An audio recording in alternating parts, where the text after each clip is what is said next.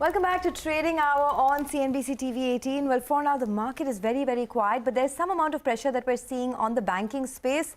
The Bank Nifty is now down over 200 odd points, but we are here at CNBC TV18 celebrating the budget day ratings. So as always, CNBC TV18 is the #1 platform for all kind of budget consumption on budget day and through the course of the week as well. So once again, here's a big thank you to all our viewers. Varun Goel, the head equity at Nippon India AIF, joins us on the show to talk more about what to expect in the days and weeks to come. Varun, hi, good morning, and thanks for being with us. There's a big debate on what's going to happen with these new age tech companies. Yes, the stock prices have recovered, but to be fair, it's only Paytm that has showcased some profitability. The rest are yet to do that, whether it's PB Fintech or even Zomato. At this point, do you think the risk reward is favorable for long-term investors to buy into any of these names? Good morning, Sonia. Thanks for having me on the show, and congratulations to you and the CNBC team for the great budget day achievement of 88% viewership. It's a great achievement for all of you. Thanks. As far as the tech companies are concerned, I think we have consistently stayed away from them. I think some of these new age tech names need to demonstrate profitable business models before they become long-term investable stories. I think at this point of time, there is still a lot of hope built in terms of when EBITDA break-evens and PAT break-evens will happen. We will wait for more clarity. I think some of them are seeing evolving business models. So we'll wait till we have clear signs that the business models have settled down, and then we'll take a fresh call on them. Varun, morning. Can you talk about the call that you have on healthcare, the overweight call on healthcare? Because a lot of the pharma companies, the traditional pharma companies like Divi's Laboratory, Loris Laboratory, and now even Piramal Pharma have reported very weak margins. There is pricing pressure. Can you talk about why you're overweight on healthcare and which segment you like in that? Good morning, Rima. Thanks for having us.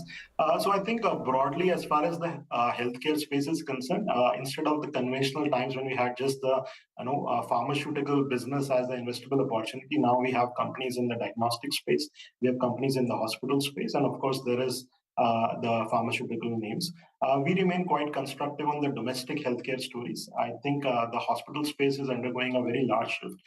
There is shift from unorganized to organized. I think what COVID has taught us that whenever there is an illness in the family, all of us prefer to go to a corporate hospital, and that's where we are seeing a lot of businesses moving. Also, the fact that insurance is playing for more and more customers nowadays is also enabling that shift. So we remain quite positive on select names in the hospital space. I think diagnostic space is undergoing some correction because of very large numbers which were seen during the COVID times. I think once we have seen valuations correct to a reasonable levels, these names will again become investable. As far as the pharmaceutical companies are concerned, we believe that US generic opportunity will continue to see pressure on margins. Healthcare in US has become a very political issue, and as such, we see pressure on pricing continue there for the next few years.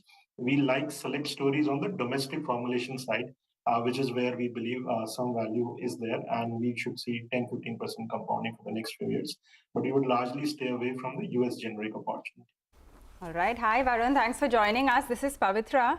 What do you think of the new age companies? Because a lot of them, have been in focus. We had Paytm earlier turning adjusted EBITDA positive well before they expected. You have Zoom, and a lot of these are buzzing around as well right now. Do you think you would now venture into any of them after they have corrected so much from the top? Valuations also seem more reasonable. Do you think any of them are worth a look? Good morning, Pavitra. I think at current point of time, we would stay with companies which have already profitable, good ROEs, good cash flows. So our preference would be to conventional IT companies. I think there was a lot of fear about US recession last year, because of which IT sector companies corrected 30, 40, 50%. I think now it's a good time to start buying into them, considering the fact that valuations have become attractive.